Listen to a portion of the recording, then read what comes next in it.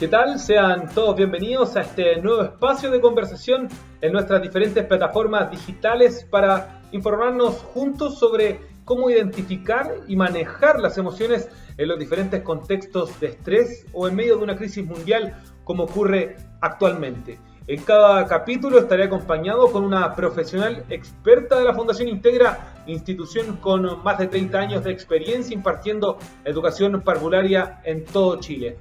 En la cápsula informativa de hoy ahondaremos sobre las reacciones corporales y biológicas que se producen en las personas a causa del estrés, como el insomnio, la hiperexcitación o los dolores de cabeza, entre otros síntomas. Para profundizar este tema le damos la bienvenida a Cecilia Rodríguez.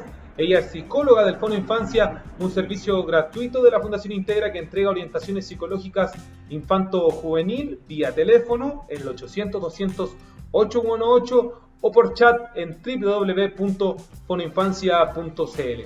Cecilia, bienvenida.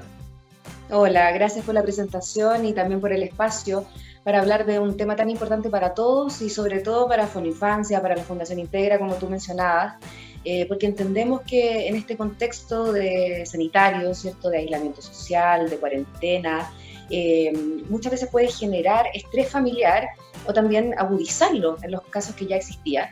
Y en ese caso muchas veces poder llegar a situaciones de desborde e incluso de maltrato infantil. Entonces por eso es tan importante que conversemos sobre estas temáticas, porque por supuesto que es gravísimo si llegáramos a esas situaciones para el desarrollo psicológico y el bienestar emocional de nuestros niños y niñas.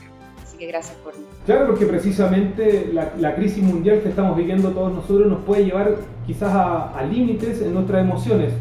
En ese aspecto, Cecilia, ¿cuáles son las principales reacciones corporales y también biológicas que se evidencian en una persona que puede estar conviviendo con demasiado estrés?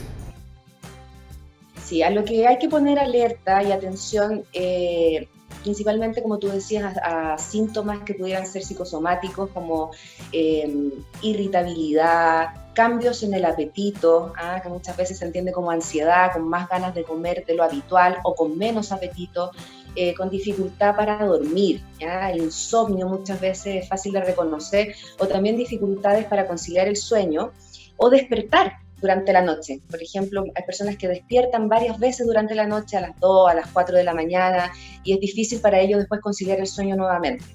Hay que poner especial ojo también a aspectos más bien emocionales, a irritabilidad, desesperanza muchas veces, la sensación de que nada va a volver a ser igual.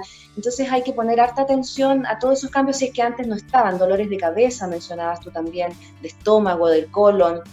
Y en ese aspecto, ¿qué es lo primero que debe hacer una persona que esté con alguno de estos síntomas, los cuales tú mencionas? Quizás en su casa las personas se fueron escuchando y fueron notando que ellos sí están sintiendo ciertos síntomas. Entonces, ¿qué es lo primero que deberían hacer considerando que el malestar o la reacción física no sea habitual en esa persona?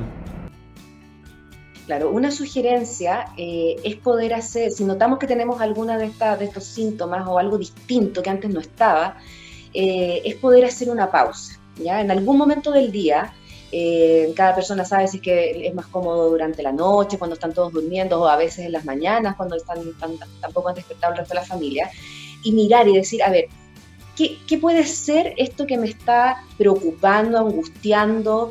Porque para cada persona y para cada familia va a ser distinto las preocupaciones. Quizás en una familia la preocupación en una persona puede tener que ver con miedo, por ejemplo, a perder su trabajo, y eso le está generando un dolor de estómago, un dolor de cabeza, ¿cierto? En otra familia puede ser que este distanciamiento social, la falta del contacto social con la familia, con los compañeros de trabajo, puede estar deprimiendo a uno de los integrantes de la familia. Entonces, el parar, hacer una pausa y mirarse, hacer un autorregistro primero, eso es fundamental, para tratar de entender qué es lo que a mí me está pasando. Si es que eso es muy difícil, porque tampoco es algo que habitualmente todos hagamos, otra sugerencia puede ser hablar con algún otro adulto que esté disponible, ya sea que esté en la casa o que sea por teléfono, y conversar, porque muchas veces el hablar con otro adulto, con otra persona que está ahí, que escucha, que habla, ¿cierto?, nos ayuda a expresar mejor y a entender mejor qué es lo que nos está pasando, ¿ya? Entonces, esa es otra sugerencia. Y si no existen redes o no hay otra persona disponible, siempre hay algunas redes, ¿cierto?, de orientación. Tú mencionabas, yo soy parte de Fonoinfancia también, que es una guía telefónica gratuita, atendida por psicólogos, entonces hay redes, buscar apoyo, pero tratar de buscar ese espacio para identificar qué es lo que a mí me puede estar pasando que me genera ese síntoma. Entonces, en ese aspecto existe como, bueno, tú ya lo mencionabas de gran forma, pero ¿existe algún paso a paso, alguna estrategia como en orden que se pueda entregar de parte del Fondo de Infancia para que las personas, los adultos sobre todo, podamos reconocer nuestras emociones? Sí, si tuviéramos que pensar en ordenarlo, yo creo que lo primero es poder estar alertas, ¿cierto? Y darnos ese espacio en algún momento del día o de la semana, ¿cierto? Dependiendo del tiempo que tengamos, y mirar cómo estamos, qué cosas están en nuestra mente, qué pensamientos están ahí, ¿cierto? Porque en el momento en que nos hacemos conscientes de qué es lo que nos pasa, es el primer paso para poder hacer algo al respecto, ¿ya? Por eso es tan importante. Entonces lo primero es identificar, como el ejemplo que te daba antes, ¿cierto? ¿Será que me duele la cabeza? ¿Será que me duele el estómago? ¿O que no puedo dormir porque tengo este pensamiento en mi cabeza? Entonces ese es el primer ejercicio, el identificar. Y si eso es algo que me cuesta hacer solo, el pedir ayuda y poder hacerlo con otro. ¿Ah? De repente el preguntarle, oye, ¿cómo estás tú? ¿Y cómo llevas tú la cuarentena? ¿Qué te ha pasado a ti? ¿O seré solo yo que estoy un poco angustiado? Y el conversarlo con un otro ayuda, ¿ya? Porque no todas las personas lo viven, incluso dentro de la misma familia, viven esta situación del mismo modo. Algunos están más tranquilos, otros más nerviosos, otros asustados, otros con miedo. Entonces, el conversar, el mirar lo que al otro le pasa, también ayuda a entender lo que me pasa a mí. En la palabra, el lenguaje, en la conversación, ¿cierto? Los adultos podemos avanzar e ir resolviendo lo que nos pasa. Entonces, si tuviéramos que pensar en un orden, lo primero es ese espacio, tratar de hacerlo, este autorregistro, este automirar, ¿no es cierto? Y si no podemos solos, pedir ayuda. Si no tenemos redes, buscar las redes que están disponibles. Perfecto, Cecilia. Estamos conversando con la psicóloga del Servicio Fono Infancia, Cecilia Rodríguez, sobre las reacciones corporales y biológicas que se producen en las personas a causa del estrés. Estamos en medio de una pandemia mundial. En el caso de los niños, Cecilia, ¿a qué comportamiento tienen que prestar atención los padres para identificar estas señales de estrés precisamente en sus hijos? Sí, bueno, en el caso de los niños va a ser muy importante que como adultos podamos observar los cambios que hayan en su conducta, cambios que sean significativos.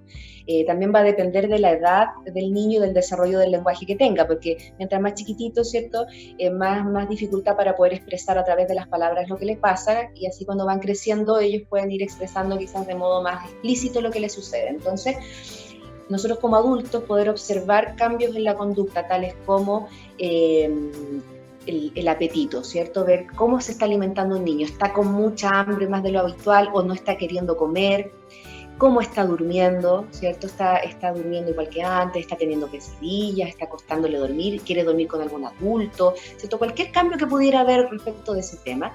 En el tema de control de esfínter también, que son preguntas que nos llegan harto a nosotros también en mi infancia, si hubiera algún retroceso, si algún niño o niña se empezara a hacer pipí, por ejemplo, en la noche, ¿ya? Ahí hay un cambio, algo que pudiera darnos una señal de que algo pudiera emocionalmente estar afectando a ese niño. También la irritabilidad, si es que vemos que están más enojoncitos, que hacen más pataletas de lo habitual.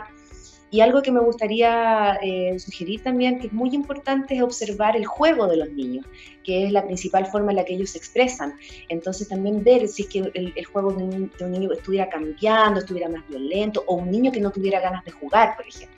También es algo a lo que los papás pudieran poner atención.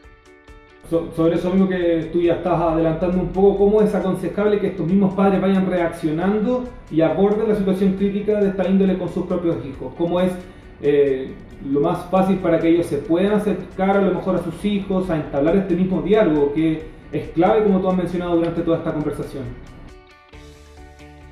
Como sugerencia, para los papás me gustaría decir que justamente porque las palabras son las que faltan en los niños, el desarrollo del lenguaje, es que nosotros como padres podemos ayudar ahí, incorporando esas palabras que faltan. Por ejemplo, si nosotros vemos que un niño está irritado todo el día, que no tiene ganas de hacer las actividades del colegio, que no tiene ganas de jugar, ¿cierto? Y pensamos que puede ser que esté aburrido, que extraña a sus compañeros, en vez de preguntarle al niño qué le pasa, ¿cierto? Y dejar la responsabilidad en él de explicarnos, de expresar lo que le sucede, nosotros como papás podemos ayudar al niño insinuando, ¿cierto? Expresando nosotros primero lo que creemos que le sucede. Por ejemplo, hijo, ¿sabes qué? Yo creo que estás súper aburrido, yo me imagino que es súper difícil estar en la casa y no ver a tus compañeros, no ver a las tías, qué sé yo, y yo entiendo que estás un poco aburrido. O, otro ejemplo, hijito, ¿será que estás triste porque no ves a la abuelita, por ejemplo, o que no ves a los abuelitos o a los primos? Yo creo que quizás por eso estás así, porque te sientes un poquitito, un poco triste, un poco, qué sé yo, o enojado, ¿cierto? Entonces, una sugerencia sería ayudar, poner esas palabras que los niños no tienen para ayudarlos a ellos a identificar lo que les pasa. Claro, como iniciar el diálogo poniéndose en la posición del niño, como haciendo sentido la posición de ellos para iniciar este diálogo y poder generar una conversación más abierta y que a lo mejor ellos puedan de alguna u otra forma expresarse y ir eliminando este proceso de estrés que hay que notar que no solamente nos afecta a nosotros como adultos, sino también a los niños, y que ese es un mensaje clave que hay que entregar como institución de educación parvularia y también como un servicio de atención psicológica como es el Foninfancia.